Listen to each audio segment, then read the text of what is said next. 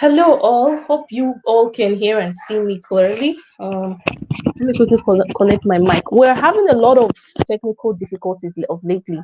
Let me just check to see if my audio is okay. Connect my mic. We're having a lot of I think my mic is working. Technical difficulties of lately. Let me just check to see if my audio is okay. Connect my mic. I don't like the brightness. Let me see. This would be better. However, I need my laptop, so I don't know how this is gonna go. So, welcome everyone. This is Beatrice Oti. I'm your immigration consultant. I talk about Canada immigration laws, policies, and I partner with a lot of agents who, legalized agents, or ones that are recognized by Immigration, Refugee, and Citizenship Canada. And with respect to moving to Canada, there's been a lot of complaints. So I'm kind of that bridge, especially for Nigerians, new students. I myself, I studied in Canada, so I know the way the process goes. I can easily detect a scammer who wants to, rip you off, or a consultancy that doesn't know what they are doing. I can easily recognize that. So if this is your first time coming here, this is Beatrice Oti, Canada Immigration Expert. I also do a lot of other gigs. So if you follow me on LinkedIn, you would have noticed that I do other gig as a digital marketer. But as of the moment, I partner with a lot of Canada immigration agencies. Now, what from the topic, we're going to be talking about Canada rights and laws. I was actually going to talk about the tenant and landlord rights, the rights as a student, and I was also going to talk about like your rights as a driver, like owning a vehicle in Canada. And then all of a sudden, Mark Miller, which is currently the Minister of Immigration and Citizenship Canada, came up with a new initiative and a new law with respect to study permits. So I'm like, you know what? Instead of us to, well, make sure this is, instead of us to talk about, I don't know if this is too much. Okay, instead of us to talk about like I think this is better actually. So instead of us to talk about Macmillan, why don't we talk about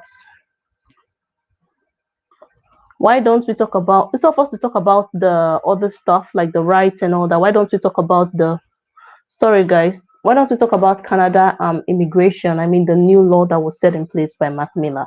So I'm like, you know what, I would rather talk about that so that people know what's going on, in Canada, and they don't fall pray for denials, because trust me, this is a very good time for Canada. That's the excuse they will use to deny a lot of people, and then they collect money. It gets to me because you collect people's money and you end up denying them, and then you don't refund them their money. It's very annoying, and that's why there's also illegal services now.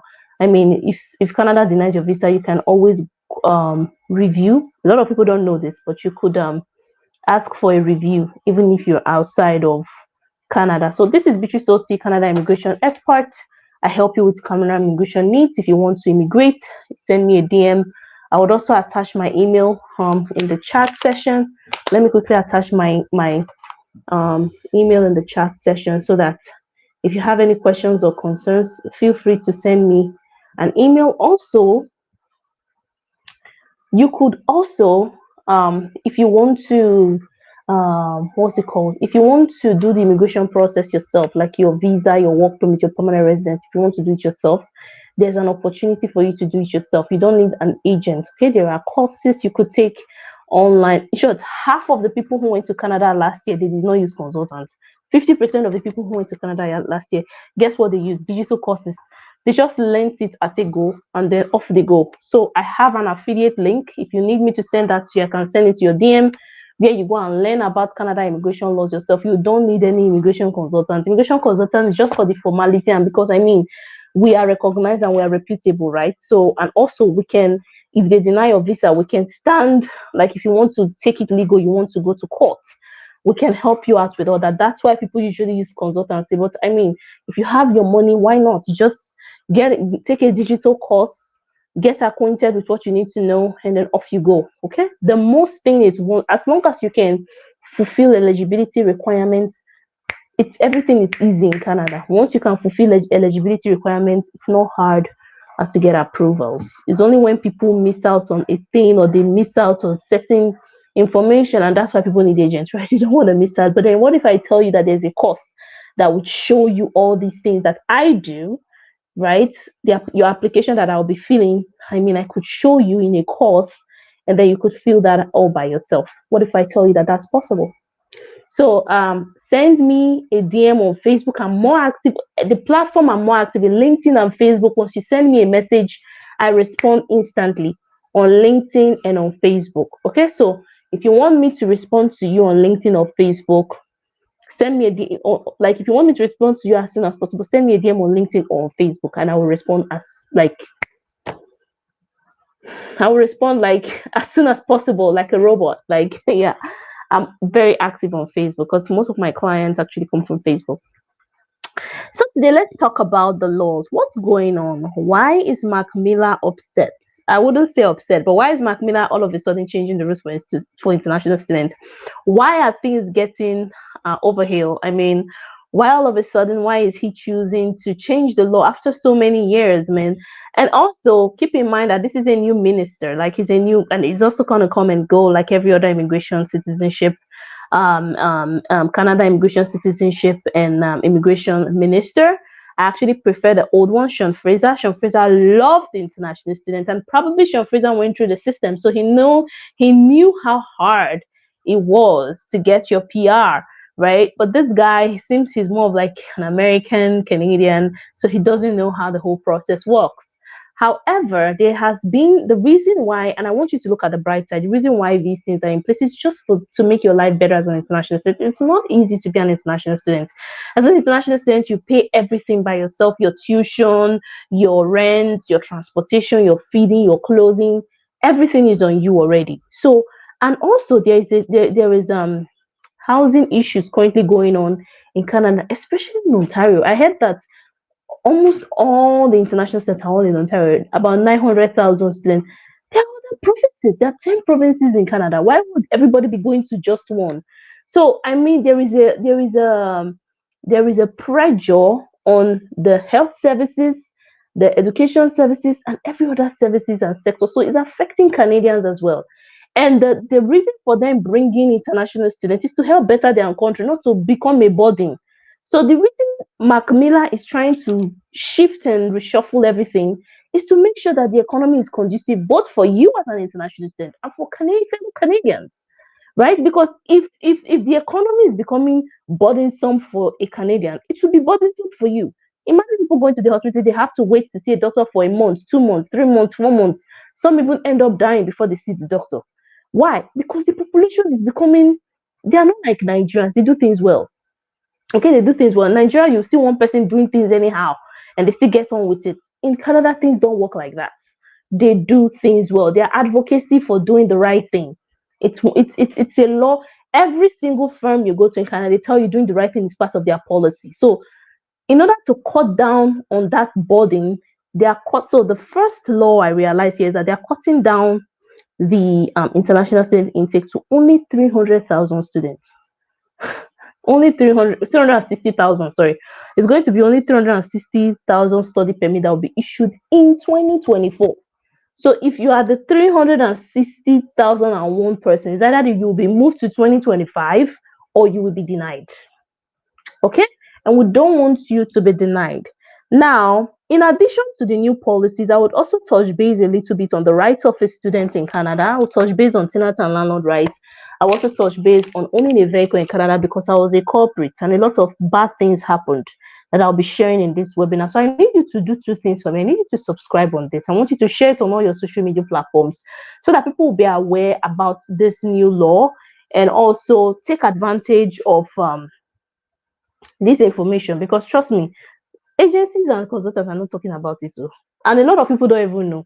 They'll just go and apply like that blindly and then they get denied and they will now blame the agency. You that is failing to get information, are you not to be blamed? So stop blaming it. People come and say the agent did not tell me. Do your own research. The internet is your friend. Do your own research. Join webinars like this. Take advantage of information. Okay, this is the world is globalized now. You don't even need to go to any office to book any consultation. Everything is online. So why blame a consultancy when you failed to do your homework. So one of the policy I know, it's like in terms of the number of study permits that will be issued in 2024, it's just going to be 360,000 study permits. And I've told you guys, this is in order to, stabilize healthcare services, or most of the services. There's a burden right now because of the population. Too many people in Canada and everything is out of place. You want to access a doctor, you can't access a physician. You want to even parking, like so many cars on the road. So they want to make sure everything is well curbed out and well sorted out. Now, who are those people affected with this new policy, and why are they going to be issuing 260,000 study permits? The first people that will be affected are new students. So if you're going to be applying to study in Canada in 2024, you'll be affected. And also, this is also going to affect postgraduate work permits. Now, if you as an international student are coming to study in a private or public college, say you've been given admission in a private or public college, you'll be affected. This is going to take effect in January 2020, 22nd, 2024. And also,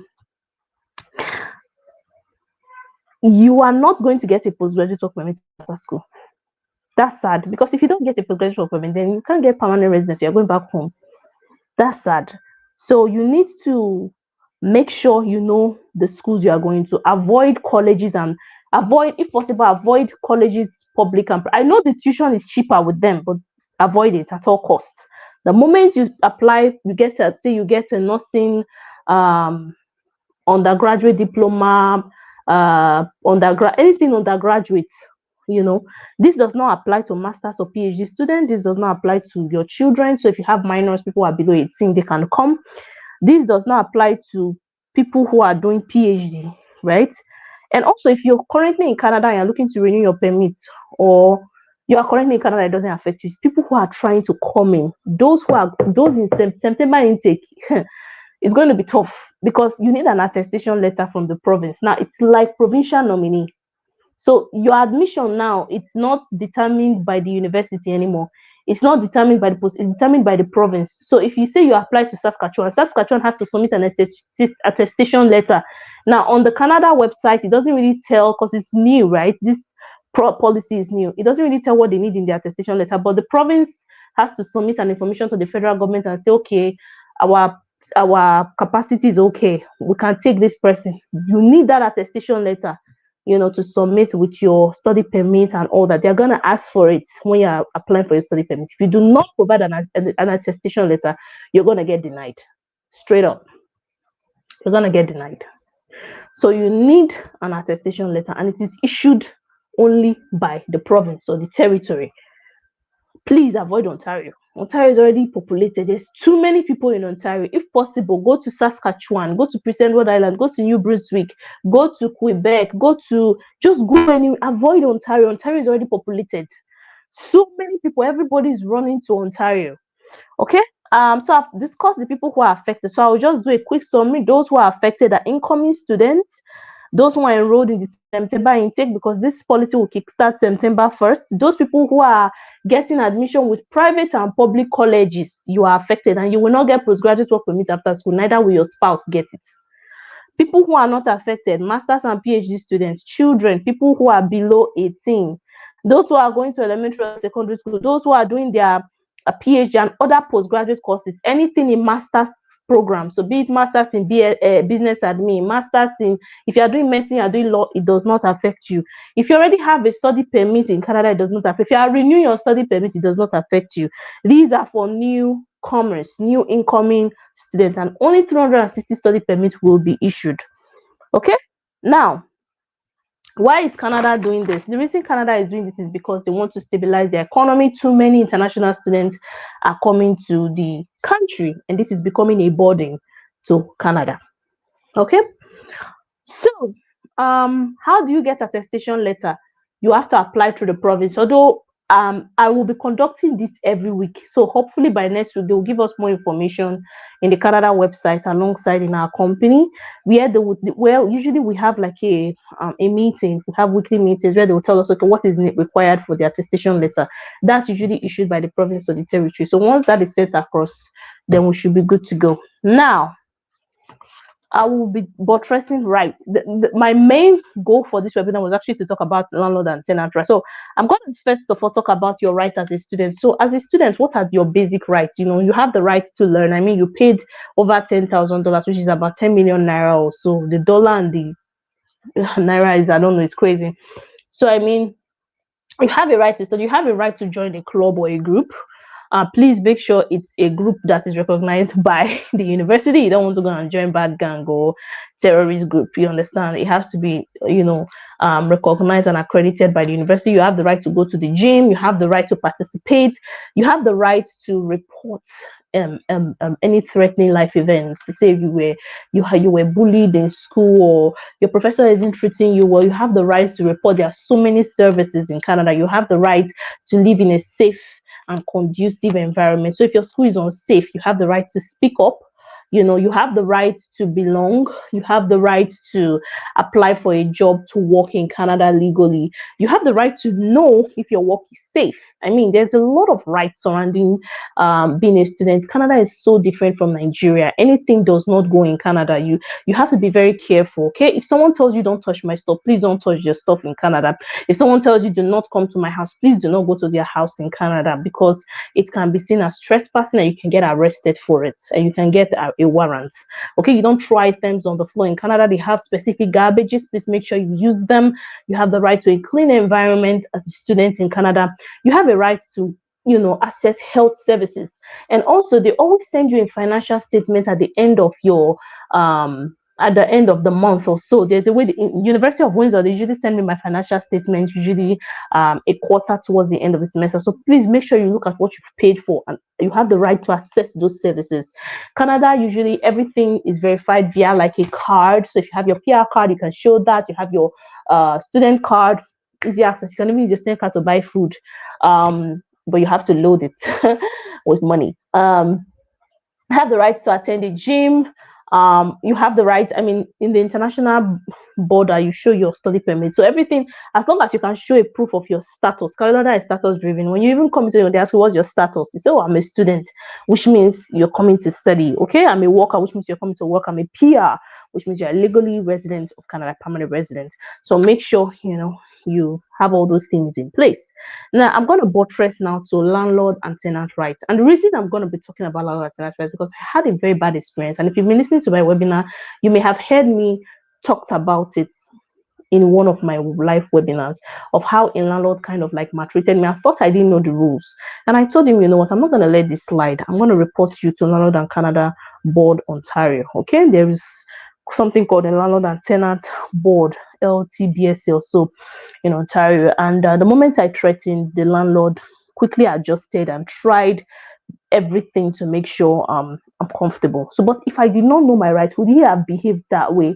You know, a lot of people take advantage of international students because they are new and they don't know the law, so they take advantage of their naivety and they use it against them. Okay, as a tenant, you have a right to a safe home. And also, if you notice that your landlord is always coming in, barging into the house without even giving you a 24-hour notice, you can report your landlord and you can sue your landlord. Okay, if you want to leave, because in Canada you pay first and last month's rent, you have a right to leave. You just have to make sure you give your landlord the notice as stated in your tenancy agreement. So your tenancy agreement may say you have to give them a 2 months notice. Some will say 30 days notice. The reason I'm not saying, although the landlord and tenant board is 30 days, but the reason I'm not saying 30 days is because some landlords would rather, you know, have like a tenant that will stay 2-3 months, because they're also paying bills. Canada is extremely expensive, so you don't want to put them in a difficult situation whereby you're living. What if the landlord is going through something that they need financial, they need a lot of financial assistance? Let's say the landlord's mother is sick or the landlord's sister is sick, and they are depending on the rent, because some Canadians don't go to work. Sorry, some Canadians don't go to work. Some of them that owns company, they do everything virtually now. Most things are done remotely. So I mean, you can't just put the landlord on that edge, you know. So you don't know what someone is going. Never assume. If you want to leave the property, make sure you give the right notice before you leave the property. Don't just walk out on the property and say, well, I gotta leave, I gotta go. Say for instance, something bad happens with your permit and you have to leave that residence immediately. Fine, that's very okay. but just make sure you give the right notice, and they also have the opportunity whereby you look for someone before you move out. Okay. And also, if the place is always untidy, what is the agreement? Because you have a right to a clean residence. What's the agreement you have with the landlord? Will someone be coming to clean the home daily, or weekly, or would you arrange with your roommates to keep the home tidy? Okay. How do you guys just make sure you read your list. Make sure you read your list, because I've come to notice that they take advantage of international students. They took advantage of me for a very long time, and when I realized that it was because I did not know my rights, it really hurt me, because there were a lot of things I would have done if I had known.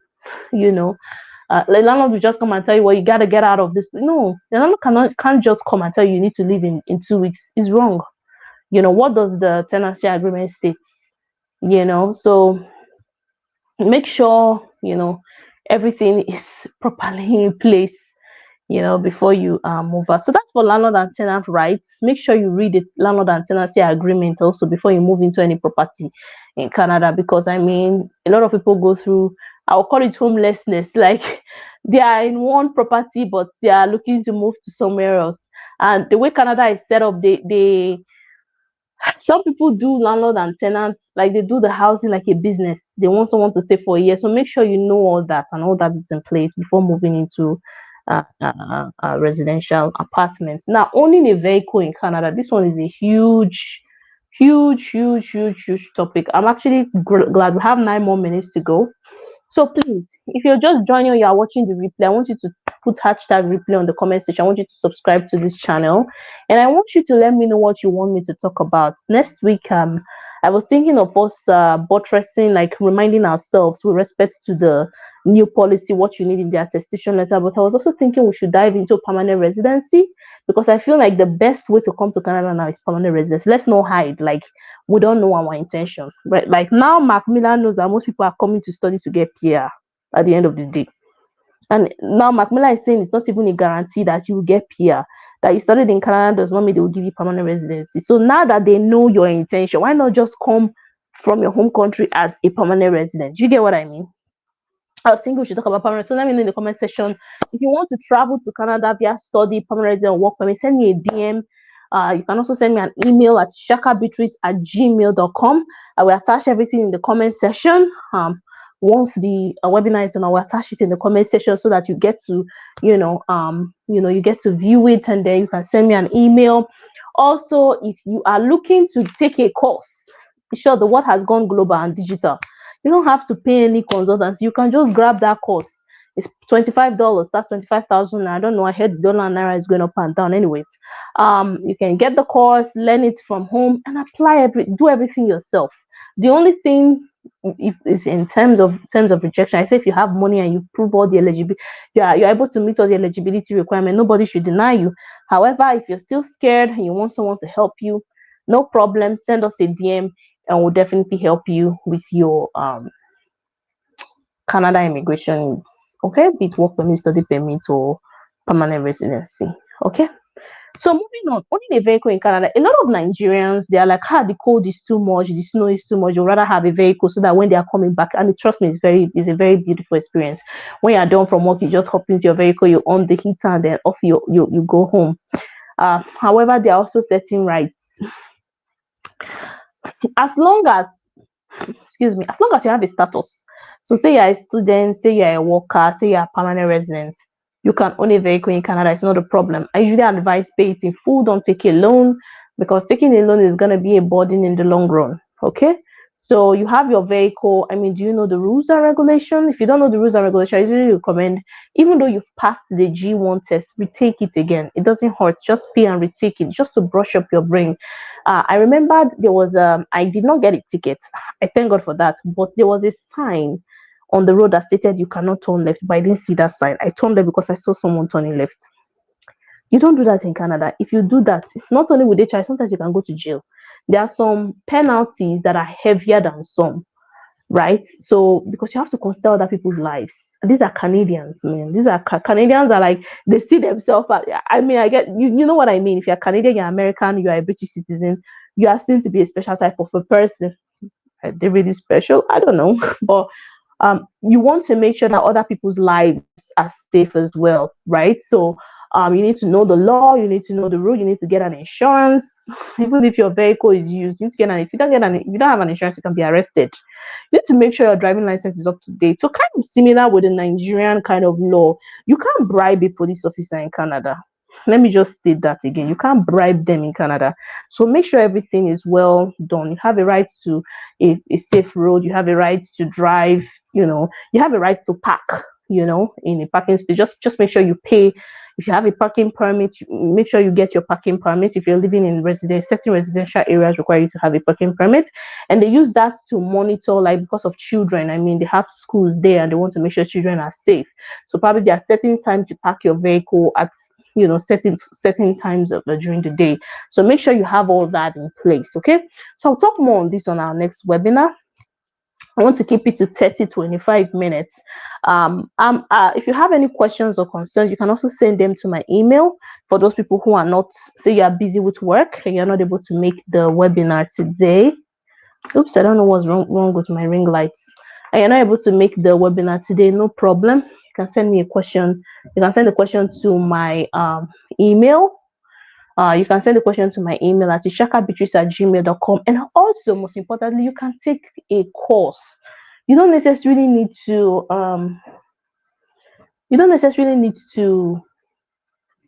pay a consultant or an agency to apply for Canada work permit, study permit, or permanent residence. You can do it by yourself. I know someone who did everything by herself, and she's out of Nigeria. She's in Canada as we speak. She's in Canada with her husband and children. So you can do everything yourself, but you just have to persist. Okay, so again, this is Beatrice with Canada Immigration Worker Study Resource Center. I'm so sorry, guys. I started late. There's a lot of I've been noticing a lot of technical difficulties each time I'm coming on here because it's not as frequent as I used to. So until next time, do what to patronize us. So I'll be waiting for your email. This is Beatrice again. Thank you and have a great day. Bye. And I'll see you in Canada. Have a good rest of your day. Bye.